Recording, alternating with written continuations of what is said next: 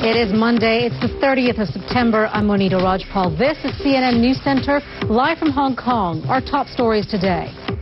Fear of a shutdown on one side of the world has sent stock markets tumbling on the other. Asian shares plunged into the red as the U.S. Congress failed to agree on a temporary spending plan, and European shares soon followed. Here's how they're doing right now. At issue, Republican efforts to slow down and water down the president's health care law. If lawmakers don't reach a deal in time, the government will run out of money, forcing federal offices to shut down from 12:01 a.m. on Tuesday. With the clock ticking down, thoughts are turning to the possible impact of a shutdown. Brianna Keeler joins us now from outside the White House with more on that. Brianna?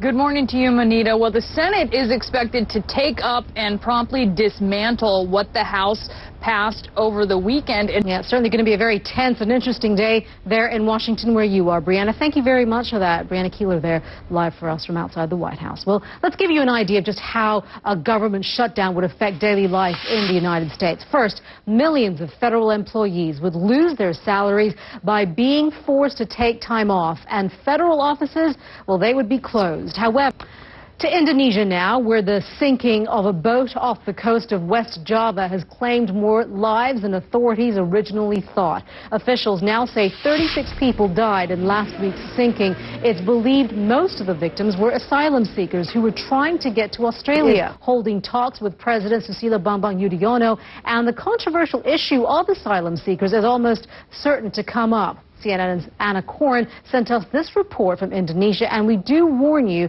that some of the images that you see you may find disturbing.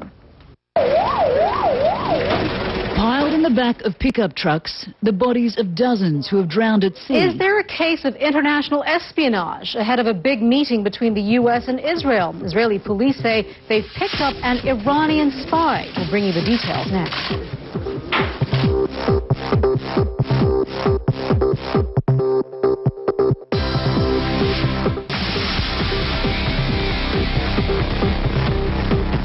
You're watching CNN News Central live from Hong Kong. I'm Monita Rajpal. A British man arrested in Kenya last week, suspected of being involved in the Westgate Mall attack, has been released. This comes as Kenya's Interior Minister said another arrest was made on Sunday. At least 67 people were killed in the attack. 39 people are still missing. A new phase begins in the effort to rid Syria of chemical weapons. A team of specialists from The Hague is headed to Damascus. They will oversee the destruction of Syria's chemical weapons. This comes after a team of UN experts who had been investigating alleged chemical attacks in Syria wrap up their research today. Israel says it has arrested an Iranian spy. There are reports suggesting that the suspect had photographs of the U.S. Embassy building in Tel Aviv. This arrest comes as Israel's Prime Minister Benjamin Netanyahu meets with President Barack Obama in Washington, and just a few days after an historic meeting between high-level diplomats from both the U.S. and Iran. With more on this, CNN's Jim Clancy joins us now live from Jerusalem. Jim, what more do we know about this person that they've arrested? Well, you know, we know that he was a Belgian citizen.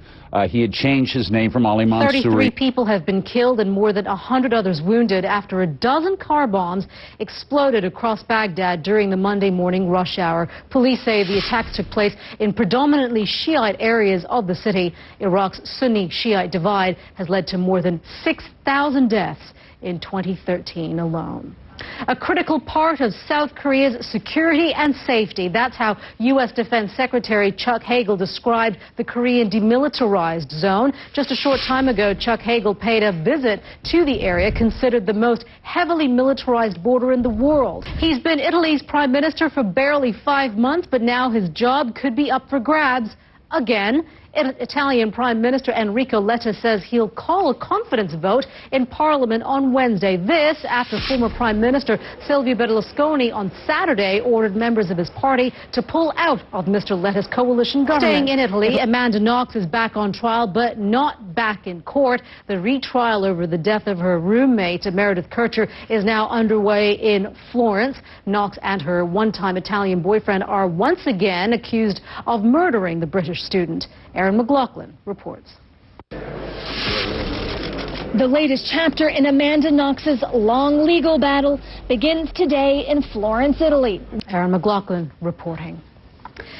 Also coming up in the show, Chinese state media are saying dozens of people are missing after 3 fishing boats sank in the South China Sea. State television says the boats were about 300 kilometers off Hainan Island when Typhoon Hip has made landfall in central Vietnam, bringing dangerous winds and heavy rain. Our meteorologist Mari Ramos is at the World Weather Center with more on that. Mari?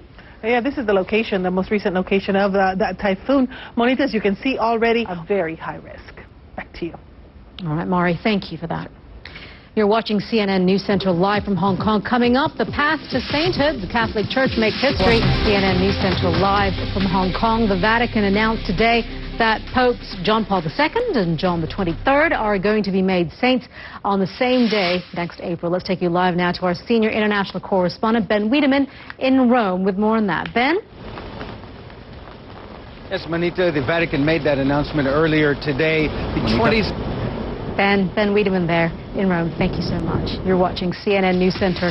I'm Monita Rajpal at CNN Hong Kong. Thank you for joining us. I'll update you with news headlines in just 2 minutes.